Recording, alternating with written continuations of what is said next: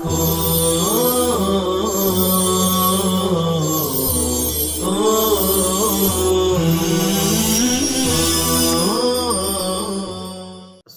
علیکم ورحمۃ اللہ وبرکاتہ۔ بسم اللہ الرحمن الرحیم۔ عزیز طلبہ، گزشتہ کی مجلس میں ہم نے سورہ عبس کا ترجمہ کیا تھا، اور انشاءاللہ اس مجلس میں ہم آپ کو اس کے جو ضروری لغات ہیں اس کی طرف ہم آپ کو اشارہ کریں گے۔ امید کرتے ہیں کہ آپ انشاءاللہ لغات کو لکھ رہے ہوں گے اور پورے درس کو ڈاؤن لوڈ کر کے محفوظ کریں گے، اور اس کو انشاءاللہ سنیں گے بھی اور لکھیں گے بھی۔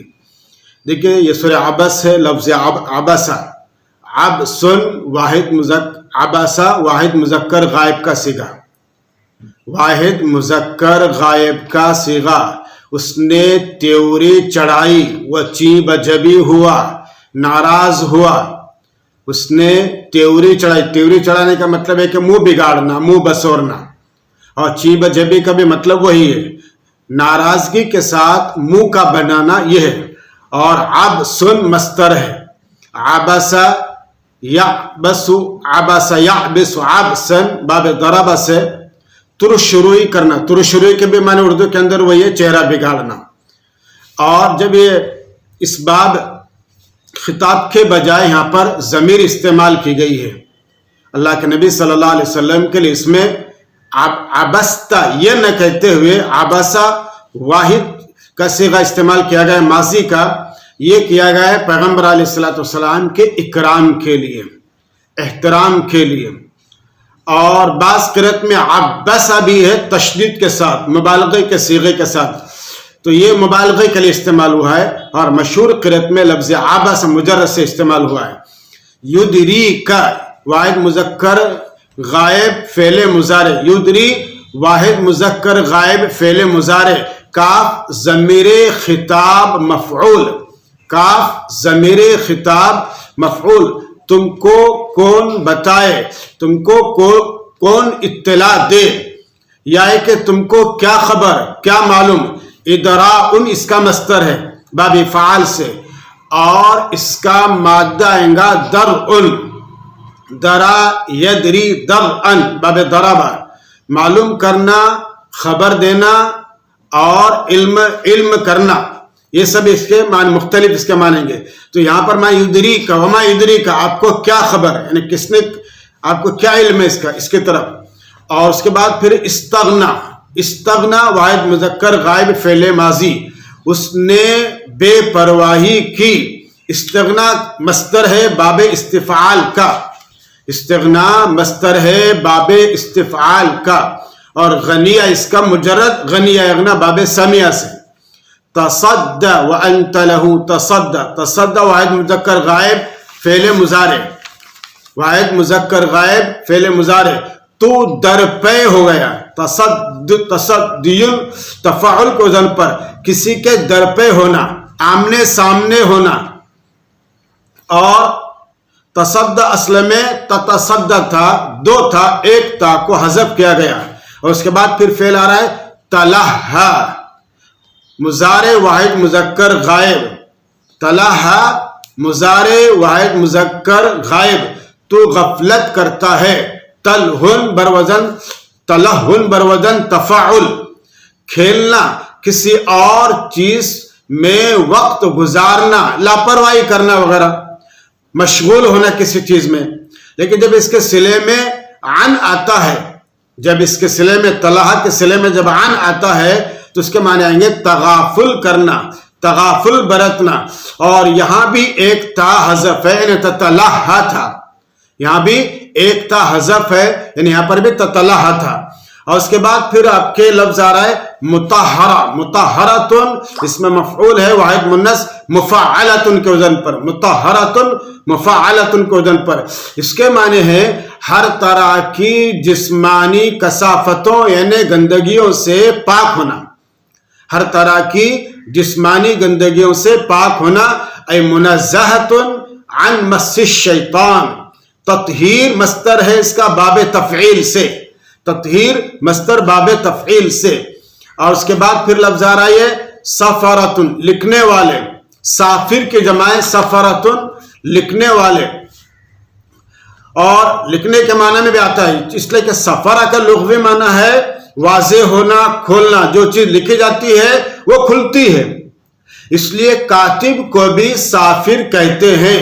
اور انسان اخلاق کے ذریعے سے کھلتا ہے، انسان اخلاق کے ذریعے سے کھلتا ہے.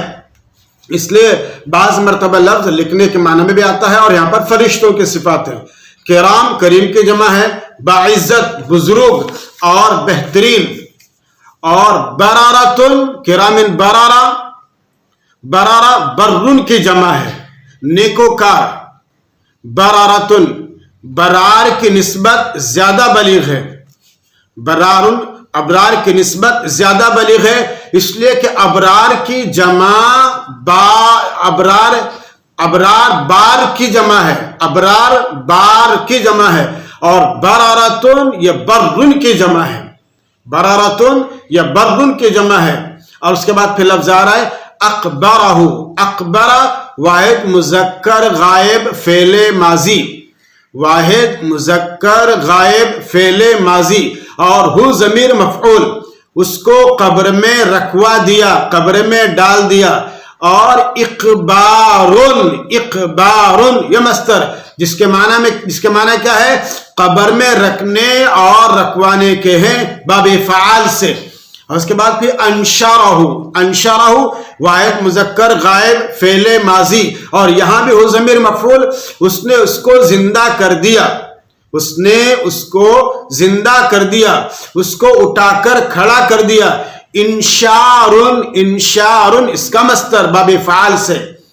اس کے بعد پھر لما یقضی مضارع منفی واحد مذکر غائب، مضارع منفی واحد مذکر غائب. اس نے پورا نہیں کیا، اس نے ادا نہیں کیا. قضاء مصدر ہے باب ضرب سے، قضا یقضی. یہاں پر لما لم کے معنی میں ہے. لما یقضی ای لم یقضی ای لم یفعل، اس نے ابھی تک یہ کام نہیں کیا. اس کے بعد پھر آ رہا ہے ان سببنا الماء صبا. سببنا جمع متکلم، جمع متکلم ہم نے بہایا. صبن اس کا مصدر، اور یہ باب نصر اور ضرب دونوں سے آتا ہے. صب یصب، صب یصب دونوں سے آتا ہے، لازم آتا ہے یعنی بہانا. اس کے بعد پھر لفظ آ رہا ہے شققنا، یہ بھی جمع متکلم کا صیغہ ماضی کا. ہم نے چیرا، ہم نے پھاڑا. شقن مصدر، شقن مصدر. شق یشق شقن، شق یشق شقن پھاڑنے کے معنی میں. اور قضبن اس کے معنی کھیرا، کھیرا بولے تو ککڑی، کھیرا. اور یا عام سبزی. قضبن کا معنی کاٹنا بھی آتا ہے، قضبن کے معنی کاٹنے کے بھی آتے ہیں. اس لیے تلوار کو بھی قاذبن کہا جاتا ہے، قاذب اور قذیب، قاذب اور قذیب. اور اس کے بعد پھر ابن. ابن جانوروں کے کھانے کی گھاس، ابن جانوروں کے کھانے کی گھاس. لیکن گھاس کی تعیین میں اہل لغت کا اختلاف ہے. گھاس کی تعیین میں اہل لغت کا اختلاف ہے. بعض اہل لغت کا کہنا ہے کہ انسانی غذا میں جو درجہ فواکہ کا ہے، انسانی غذا میں جو درجہ فواکہ کا ہے وہی درجہ یا وہی حیثیت پرندوں اور چرندوں کی خوراک کا بھی ہے. وہی درجہ وہی حیثیت پرندوں اور چرندوں کی خوراک کا بھی ہے. اور اس کے بعد پھر لفظ آ رہا ہے ساخہ. ساختن اس میں فاعل یا مصدر. شور غل کان کو پھاڑ دینے والی آواز، یعنی ایسی سخت ترین آواز جس کے ذریعے انسان کے کان بہرے ہو جائے، یہ کان کو پھاڑ دے. ساخہ، ساخہ یسوخ بھی ہے اور سخہ یسخ بھی ہے. سخہ یسخ اور ساخہ یسوخ سوخن باب نصرہ. ساختن اس میں فاعل پھاڑنے والی، چلانے والی. اور اسی طرح یہ ساختن اس میں فاعل ہے، یا پھر مصدر شور و غل کے معنی میں، کان کو پھاڑ دینے کے معنی میں. اور اس کے بعد ہے سفارہ مسفرتن، مسفرتن، مسفرہ اس میں فاعل واحد مؤنث، اس میں فاعل واحد مؤنث چمکدار روشن. سفرن کا معنی پردہ ہٹا دینا، پردہ ہٹا دینا، جیسے کہا جاتا ہے سفر العمامۃ عن الرأس، سفر العمامۃ عن الرأس، اس نے سر سے عمامہ ہٹا دیا، اس نے سر سے عمامہ ہٹا دیا. اسفار مصدر ہے باب افعال کا، اسفار مصدر ہے باب افعال کا. اس کے بعد پھر غبارہ، غبارۃ گرد و غبار، مراد غم کے سبب، یہاں مراد کیا ہے؟ غم کے سبب چہروں کا رنگ بگڑ جانا، پھیکا پڑ جانا، کالا پڑ جانا، یہ مراد یہاں پر. اور اس کے بعد پھر فرمایا ترحقها، ترحقها، ترحق مضارع واحد مؤنث غائب، مضارع واحد مؤنث غائب، اور ہا ضمیر مفعول، وہ اس پر چھا رہی ہے. رحقن اس کا مصدر، اور یہ باب فتح کسی چیز کا دوسرے پر چھا جانا. رحق یرحق رحقن، رحق یرحق رحقن، کسی چیز کا دوسرے پر چھا جانا. اور اس کے بعد پھر الکفرۃ، کفرۃ فعلۃ کے وزن پر یہ کافر کی جمع ہے، کفرۃ فعلۃ کے وزن پر کافر کی جمع. اور اسی طرح سے فجرۃ یہ فاجر کی جمع ہے، فعلۃ کے وزن پر سخت نافرمان، سخت نافرمان فاجر. یہ ہوئے سورت کے مختصر آپ کے ضروری لغات جو ہم نے آپ کو بتلا دیے، اور امید کرتے ہیں کہ انشاءاللہ آپ اس کو یاد بھی کریں گے اور محفوظ بھی کریں گے. اور اس کے بعد پھر آتی ہے آپ کے سورہ تکویر، سورہ تکویر. سورہ تکویر سے متعلق دو چند باتیں ہم آپ کو بتلا دیتے ہیں، اور اس کے بعد پھر انشاءاللہ ہم ترجمہ کریں گے. یہ سورت بھی بہرحال مکی ہے، اور اس سورت میں دو باتیں اہم ہیں. پہلی بات یہ ہے کہ قیامت کی اس سورت میں منظر کشی کی گئی ہے، قیامت کی اس سورت میں منظر کشی کی گئی ہے کہ 6 باتیں پہلی مرتبہ سور پھونکنے کے بعد، 6 باتیں پہلی مرتبہ سور پھونکنے کے بعد، یعنی قیامت کا دن شروع ہونے سے پہلے پیش آئیں گے، قیامت کا دن شروع ہونے سے پہلے پیش آئیں گی. اور دوسری 6 چیزیں، 6 باتیں، اور دوسری 6 باتیں دوسری مرتبہ سور پھونکنے کے بعد، دوسری مرتبہ سور پھونکنے کے بعد، یعنی قیامت کا دن شروع ہونے کے بعد پیش آئیں گی. اور اس دن ہر شخص یہ جان لے گا کہ اس نے اعمال کے اعتبار سے اپنے ساتھ کیا لے کر آیا ہے، اس نے اعمال کے اعتبار سے اپنے ساتھ کیا لے کر آیا ہے.